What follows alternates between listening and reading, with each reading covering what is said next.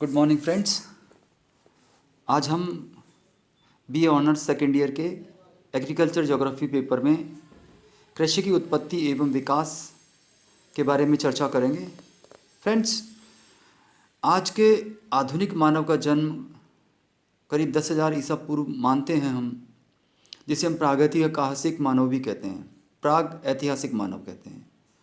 Friends, इस समय मानव का जो जीवन की अवस्था थी पूर्ण रूप से जंगली थी, जो जंगलों में आखेट या शिकार एवं कंदमूल फल एकत्र करके अपना जीवन यापन किया करता था। ये बहुत ही कठिन और घुमक्कड़ जीवन था। लेकिन फ्रेंड्स, होलोसीन काल में विश्व की जलवायु में परिवर्तन के कारण मध्य यूरेशिया एवं उष्ण और अर्ध उष्ण कुछ भागों में बर्फ़ के पिघलने एवं पीछे खिसकने से अधिकांश क्षेत्रों में घास और वनस्पति की पैदावार बहुत अधिकता से होने लगी। इसके कारण इन लोगों ने आखेट और एकत्रीकरण यानी हंटिंग और गैदरिंग जैसी क्रियाओं को छोड़कर स्थायी जीवन यापन करना शुरू किया, और इस प्रकार यह लोग पौधों की खेती एवं पशुपालन कर अपना जीवन निर्वाह करने लगे।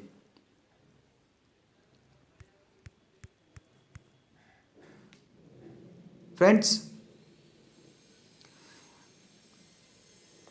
प्रागैतिहासिक इसी प्रकार हम ये कह सकते हैं कि प्रागैतिहासिक मानव जो था उसका घुमक्कड़ जीवन का स्थायित्व जो है वो स्थायी जीवन में तथा कृषि एक व्यवसाय के रूप में व्यवस्थित होने लगा।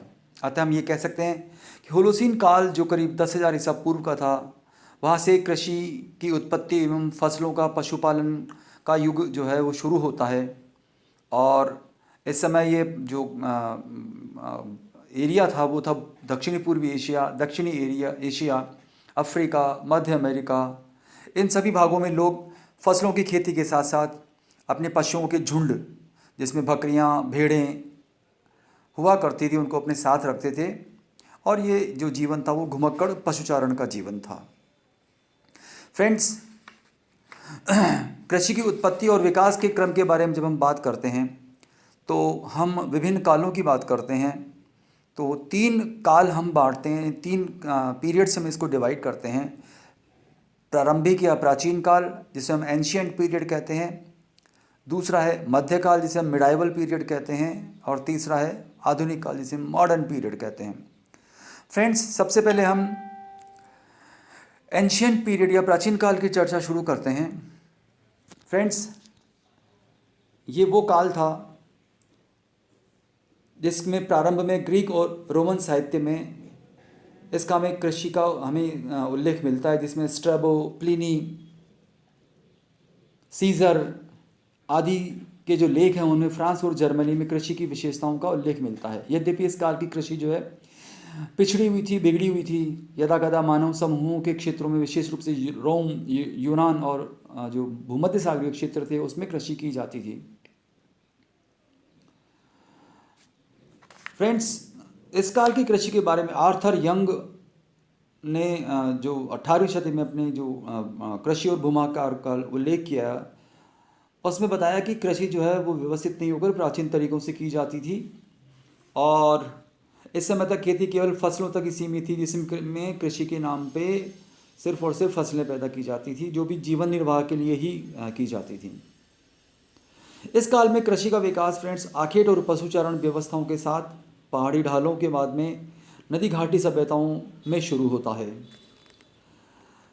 धीरे धीरे इस प्रकार की कृषि जो है वो हम ये मान सकते हैं 3 अवस्थाओं में इस कृषि को हम बांटते हैं। प्रथम अवस्था में कृषि का प्रादुर्भाव हुआ, जिसमें कुछ पौधों को अपनाया गया, जैसे गेहूँ, मक्का आदि। फ्रेंड्स, गेहूँ और मक्का आदि जो पौधे थे वो जीवन निर्वाह या अन्न के लिए ही काम आने वाले पौधे थे। दूसरी अवस्था में पौधों के साथ पशुओं का भी विशेषीकरण उन क्षेत्रों में हुआ। अब पौधों के उत्पादन के साथ साथ एनिमल हस्बेंड्री या पशुपालन को भी अब जोड़ा गया दूसरी अवस्था में। तीसरी अवस्था में फ्रेंड्स, जो आदिम कृषि जो थी उसका विकास पहाड़ी ढालों और पर्वत पदीय क्षेत्रों में भी हुआ, और साथ ही साथ में कृषि उन क्षेत्रों में भी की जाने लगी जहाँ पर जंगल थे। इस प्रकार हम ये कह सकते हैं कि आदिम जो कृषि थी वो आदिम कृषि का विकास उन क्षेत्रों में भी होने लगा जहाँ पर कृषि नहीं की जाती थी। ये जो प्राचीन काल था इसमें फ्रेंड्स कृषि की उत्पत्ति के कुछ प्रमुख केंद्र थे जिनके बारे में हम चर्चा करेंगे। कृषि की उत्पत्ति और विकास के प्रमुख केंद्रों के बारे में इन महत्वपूर्ण जो तथ्य हैं इनका ज्ञान हमें वैज्ञानिक या भूगोलविद्ता जोग्राफर जो रूसी बायोलॉजिस्ट थे उन्होंने उनका नाम था वेविलोव, NI वेविलोव। इन्होंने हमें इनके बारे में जानकारी दी और इन्होंने वेविलोव ने कृषि के 8 प्रमुख उत्पत्ति केंद्र बताए। पहला केंद्र दक्षिणी पूर्वी एशिया उत्पत्ति केंद्र था। फ्रेंड्स, दक्षिणी पूर्वी एशिया उत्पत्ति केंद्र के अंतर्गत Bharat, Myanmar, Thailand, Indonesia, Malaysia, Indo China आदि एरियाज थे और इन भागों में विभिन्न प्रकार के पौधे जैसे केले है, खजूर है, नारियल, याम, तारो, तुरियन, चावल, गन्ना और अन्य फलीदार फसलें जो हैं वो पैदा की जाती थीं। फ्रेंड्स, ये जो कृषि थी अधिकतर नदी घाटी के निचले हिस्सों में या डेल्टाई क्षेत्रों में की जाती थी। दूसरा प्रमुख केंद्र जो है वो है दक्षिणी पश्चिमी एशिया कृषि उत्पत्ति केंद्र, south western Asia centre. Friends, इसका विकास कृषि व्यवस्था और उत्पत्ति का यह प्राचीनतम केंद्र कहा जाता है क्योंकि ऐसा माना जाता है कि लगभग 10,000 ईसा पूर्व जो लोग आखेटक और घुमक्कड़ थे वो जंगली गेहूं और जौ की खेती करते थे। फ्रेंड्स, ये जो केंद्र है वो एशिया माइनर, यूनान, क्रीट, टर्की, इराक, ईरान, तुर्किस्तान आदि महाद्वीपीय क्षेत्रों उपमहाद्वीपीय क्षेत्रों में फैला हुआ था। जो 6000 ईसा पूर्व यहाँ नील नदी घाटी की सभ्यता, मिस्र की सभ्यता जिसे हम कहते हैं, दजला और फरात जो ईरान की नदियाँ हैं, टिग्रिस और यूफ्रेटस नदी घाटी, इन क्षेत्रों में सभ्यताओं का विकास हुआ। तीसरा प्रमुख उत्पत्ति केंद्र चीन जापान कृषि उत्पत्ति केंद्र है। फ्रेंड्स, ये भी 6000 से 5000 ईसा पूर्व जो है वो माना जाता है। यह क्षेत्र चीन के लोएस प्रदेश और मध्य हांगहो और वीहो नदी घाटी क्षेत्रों में फैला हुआ था। इस क्षेत्र में मोटा अनाज के साथ साथ स्थानांतरित कृषि आदि भी की जाती थी। चौथा प्रमुख केंद्र था मध्य एशिया केंद्र, मिडिल एशिया सेंटर। इस केंद्र में फ्रेंड्स अफ़गानिस्तान, ताजिकिस्तान, उज्बेकिस्तान और त्यानशान के पश्चिमी भाग जो हैं वो शामिल किए जाते हैं और यहाँ पर मिश्रित कृषि की जाती थी जिसमें मटर, गाजर, फ्लेक्स, प्याज, बादाम, अंगूर इस प्रकार की जो फसलें हैं उनको पैदा किया जाता था। इसके पश्चात पांचवा जो केंद्र है वो है रूम सागरीय केंद्र या मेसोपोटामियम।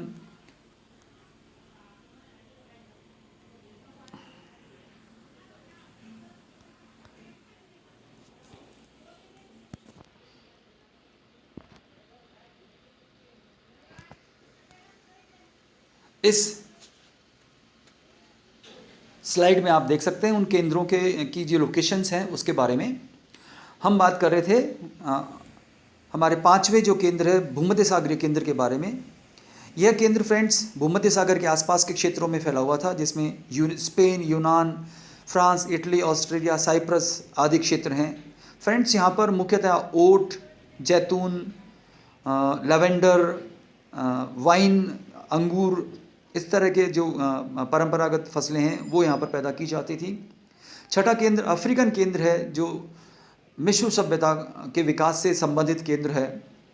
अफ्रीका के इस क्षेत्र के अलावा अफ्रीकन केंद्र में सहारा के दक्षिण में इथोपिया तथा अफ्रीका के पश्चिमी तटीय भागों में भी कृषि की जाती थी। सातवां प्रमुख केंद्र है फ्रेंड्स दक्षिणी अमेरिका का कृषि केंद्र। दक्षिणी अमेरिकी कृषि केंद्र फ्रेंड्स ब्राज़ील, अर्जेंटीना, पीरू, चिली, बोलीविया आदि जो पार्ट्स हैं कंट्रीज़ हैं उनके अंदर फैला हुआ था। दोस्तों, ये जो केंद्र है वो नई दुनिया के नाम से भी जाना जाता है और यहाँ पर 7000 से लेकर 3000 ईसा पूर्व पर यहाँ पर कृषि प्रचलित थी। कुछ प्रमुख फसलें यहाँ पर पैदा की जाती थीं जैसे मैनियोक है, एरोरूट है, वाटरनट है, शकरकंद है, उलूको है, सेम है, कंदमूल है। ये फसलें यहाँ पर पैदा की जाती थीं। और आठवां और अंतिम जो केंद्र है वो है मध्य अमेरिकी कृषि केंद्र, मिडिल अमेरिकन सेंटर। फ्रेंड्स, ये जो सेंटर है इसे फसलों का पालना भी कहा जाता है। मैक्सिको, ग्वाटेमाला, होंडुरास, पनामा ये जो देश हैं ये इसके प्रमुख केंद्र थे, प्रारंभिक केंद्र थे। और यहाँ की जो प्रमुख फसलें थी वो थी कद्दू, काली मिर्च, इसके अलावा मक्का, किडनी बीन, जैपोज, कपास आदि फसलें इस क्षेत्र में पैदा की जाती थीं। तो फ्रेंड्स, इस प्रकार हम ये कह सकते हैं कि ये जो क्षेत्र थे, ये क्षेत्र हम ये कह सकते हैं कि प्रागैतिहासिक ऐतिहासिक काल में जब मानव अविकसित अवस्था में था, धीरे धीरे विभिन्न प्रकार के पौधों और पशुओं को अपनी आवश्यकता अनुसार वो पालता गया और विकास की ओर बढ़ता गया। इसके पश्चात फ्रेंड्स, अब हम बात करेंगे मध्यकाल के बारे में, मिडाइवल पीरियड के बारे में। मिडाइवल पीरियड जो है फ्रेंड्स, मध्य युग में कृषि का विकास शुरू हुआ। प्राचीन जो कृषि केंद्र थे, उन कृषि केंद्रों पर जो कृषि का प्रशासनिक ढांचा था उसमें परिवर्तन हुआ और कुछ नई व्यवस्थाओं और नई पद्धतियों के साथ इसका विकास हुआ। यद्यपि इसमें अभी भी प्राचीन जो युग था उसकी छाप देखी जा सकती थी। कृषि का विस्तार यूरोप और रोम सागरीय जो प्रदेश थे उनमें अधिक हुआ। फ्रेंड्स, इस काल में 5 विभिन्न प्रकार की कृषि पद्धतियां जो हैं उनका विकास हुआ। इसके बारे में हमें स्लीचर और वॉन बॉथ महोदय ने 1963 में बताया। तो 5 जो विभिन्न प्रकार की कृषि पद्धतियां हैं वो थी, पहली अस्थायी कृषि, टेम्पररी एग्रीकल्चर। दूसरी थी आंतरिक एवं बाहरी खेती व्यवस्था पद्धति, इनफील्ड और आउटफील्ड सिस्टम। तीसरी थी दोहरी फेरा प्रणाली, 2 कोर्स मेथड। चौथी थी 3 वर्षीय प्रणाली और 5वीं 3 क्रमीय प्रणाली, 3 कोर्स मेथड। फ्रेंड्स, अस्थायी कृषि के बारे में हम जानते हैं कि एक बार कृषि करने के बाद उस क्षेत्र को खाली छोड़ दिया जाता था। इसे हम स्थानांतरणशील कृषि या शिफ्टिंग एग्रीकल्चर भी कहते हैं, जो कि कृषि की प्राचीनतम पद्धति है। और ये पद्धति फ्रेंड्स दक्षिणी पूर्वी एशिया, मलाया, न्यू गिनी इन क्षेत्रों में प्रचलित थी। जबकि दूसरी जो पद्धति आंतरिक और बाहरी खेती व्यवस्था की पद्धति है, इसमें एक खेत के कुछ भाग पर खेती की जाती है एवं शेष हिस्से को हम रिक्त छोड़ दिया जाता है कुछ समय के लिए, और जिस भाग पर हम खेती करते हैं उस भाग में हम खाद आदि देकर और उसे बाद में उसको यूज़ लेते हैं। इसे हमने आंतरिक पद्धति या इनफील्ड कहा जाता है। और जो खेत अछूता रह जाता था उसे हम आउटफील्ड कहते हैं। तीसरी जो पद्धति है वह है दोहरा फेरा प्रणाली, 2 कोर्स मेथड। इसके अंतर्गत एक वर्ष में जिस खेत पर हम खेती करते हैं, दूसरे वर्ष में हम उस खेत को खाली छोड़ देते हैं तथा फिर तीसरे वर्ष उसमें खेती करते हैं। इस प्रकार हम ये कह सकते हैं कि एक पड़त भूमि प्रणाली है, जिसमें भूमि जो है उसकी उर्वरा शक्ति को बढ़ाने के लिए इस प्रकार की कृषि की जाती थी। चौथी प्रणाली 3 वर्षीय प्रणाली है, जिसमें 1 वर्ष में खेती करने के पश्चात उस भूमि को 2 वर्ष के लिए पड़त छोड़ दिया जाता है।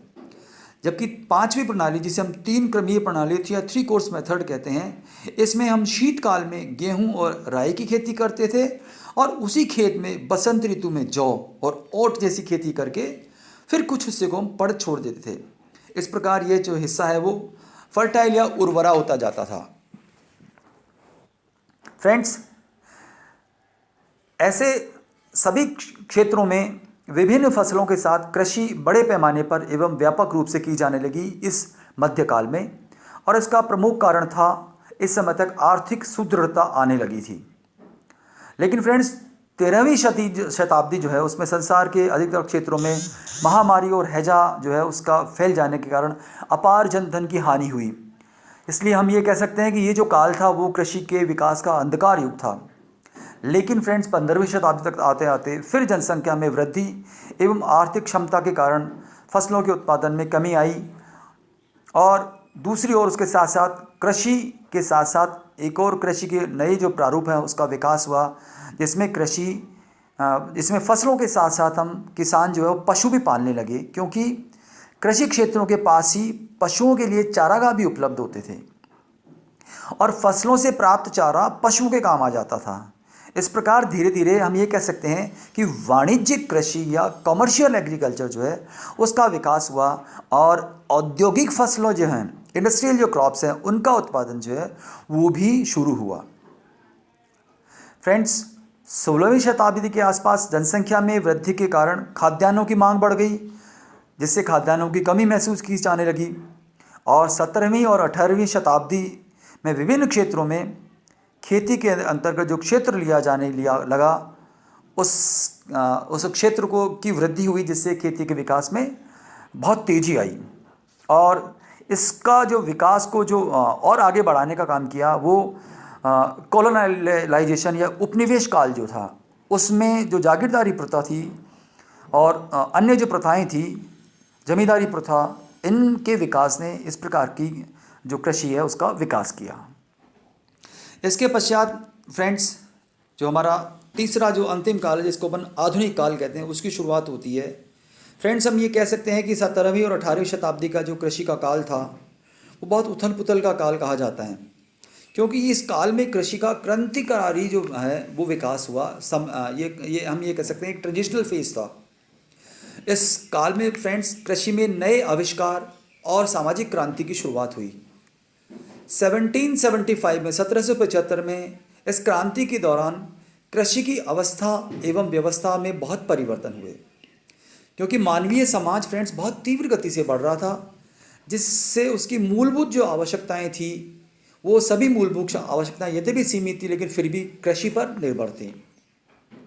साथ ही साथ में फ्रेंड्स, इस समय तक ब्रिटेन में लोहा गलाने की विधि का विकास हो चुका था, जिसके फलस्वरूप लोहे के औजार और अन्य साधनों का विकास हुआ। और लोहे के साधन बनने से जो लोहे के औजार बने, और उससे कृषि के विभिन्न औजारों जो हैं उनके बनने से कृषि में हम ये कह सकते हैं कि मैकेनाइज्ड एग्रीकल्चर की शुरुआत हुई, यानी मशीनी कृषि की शुरुआत हुई। और इसी समय ब्रिटेन में और यूरोपीय जो देश हैं उनमें औद्योगिक क्रांति विशेष रूप से फ्रांस और ब्रिटेन में शुरू हुई। और साथ ही साथ में औद्योगिक क्रांति के साथ में कृषि क्रांति भी यूरोप के इन्हीं क्षेत्रों से प्रारंभ मानी जाती है। दूसरी ओर फ्रेंड्स, इसी समय इन क्षेत्रों में समाजीकरण, उपनिवेशों का विकास हुआ, विशेषकर पूर्वी यूरोपीय देशों में, जहाँ पर मार्क्सवादी भावना प्रबल होगी।